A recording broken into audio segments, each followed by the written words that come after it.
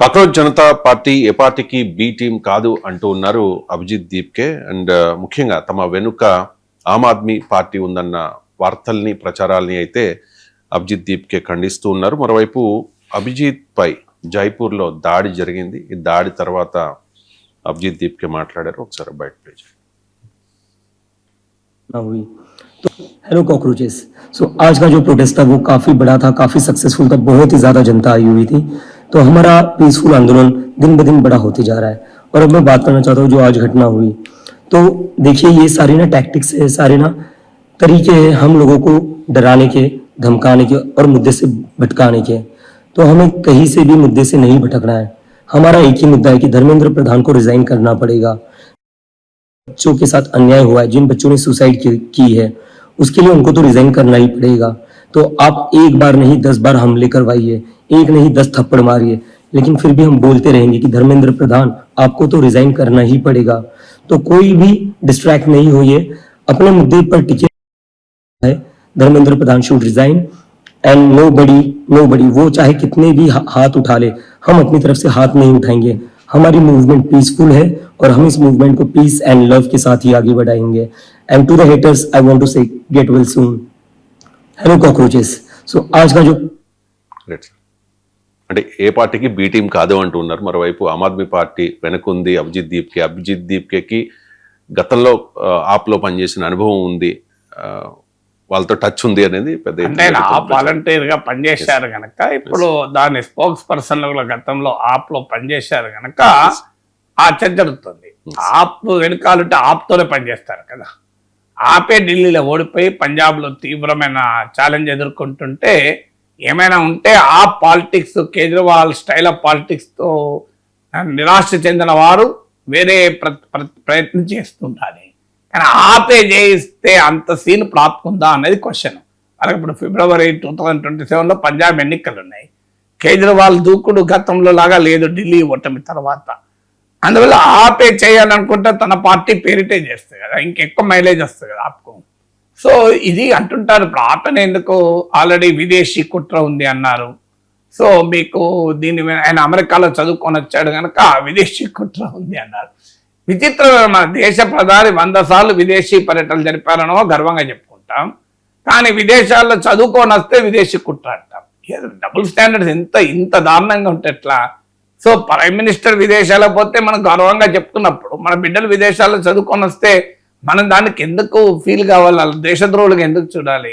ఇలా అనేక లక్షలాది మంది తెలుగు బిడ్డలు కూడా, మధ్యతరగతి బిడ్డలు ఇలా అమెరికాలో చదువుకుంటున్నారు, ఆస్ట్రేలియా చదువుకున్న వాళ్ళందరినీ దేశద్రోహులుగా ఎందుకు చూస్తారు?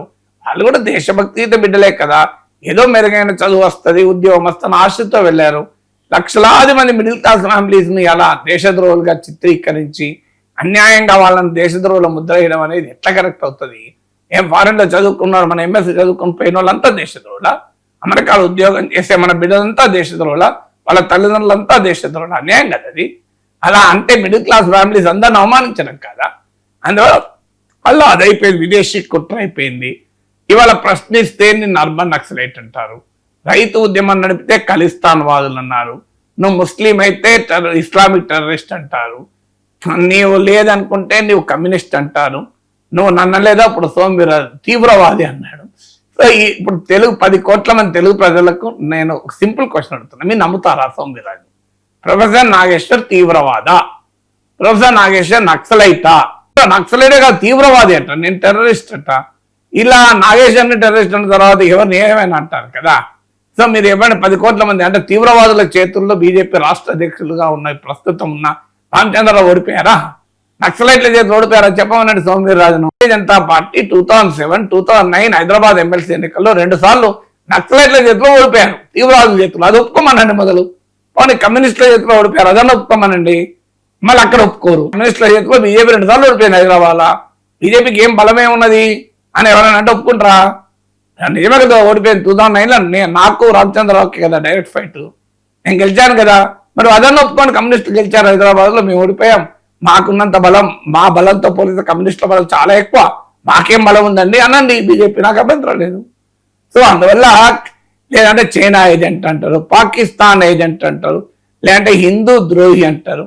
అంటే ఎవరు ప్రశ్నించినా వారిని దేశద్రోహులుగా, హిందూ ద్రోహులుగా, విదేశీ కుట్రదారులుగా, ప్రతిపక్షాల ఏజెంట్లుగా నన్ను ఎన్ని పార్టీలో కలుపుతున్నారు కండవలేసి 10 పార్టీలతో కలిపారు ఇప్పటికీ. ఒక్క పార్టీ కూడా కాదు. వారు కాంగ్రెస్ అంటారు, కమ్యూనిస్ట్ అంటారు, వైసీపీ అంటారు, టీడీపీ అన్నారు, బీజేపీ అన్నారు ఉన్నారు. నడ్డా గారు మా ఇంటికి వచ్చిన సమయంలో ఈయన బీజేపీలో చేరిపోతున్నాడు, మల్కాజ్ నుంచి బీజేపీ ఎంపీ క్యాండిడేట్ కూడా అన్నాడు. ఎన్ని అనలేదండి, ఇవన్నీ అంటూనే ఉంటారు. కానీ అంటే ఎందుకు డీలెజిటిమైజ్ చేయాలి? సో ఆ మాట్లాడిన కాక్రోచ్ ఉద్యమం యూత్లో నేను వెళ్ళొచ్చాను కూడా, చూశాను కూడా. మామూలు ఎనర్జీ లేదు అసలు, అమేజింగ్ ఎనర్జీ ఉంది యూత్లో. సో యూత్ బీజేపీకి, మోడీకి ఓటు వేసి గెలిపించిన వాళ్ళు. సో వాళ్ళ ప్రశ్నిస్తున్నారు ఎన్డీఏను. సో అందువల్ల ఎన్డీఏ ఎక్కడ పోయినా వాళ్ళకి భయపడుతున్నది ఏంటంటే ఈ యూత్ పవర్. సో ఈ 21% ఉంటారు బిలో 29 ఇయర్స్ వాళ్ళు ఇండియాలో. ఆ 21% ఆఫ్ ఓటింగ్ కనుక గల్లంత అయితే ఎన్డీఏ అధికారంలోకి రావడమే కష్టమవుతుంది.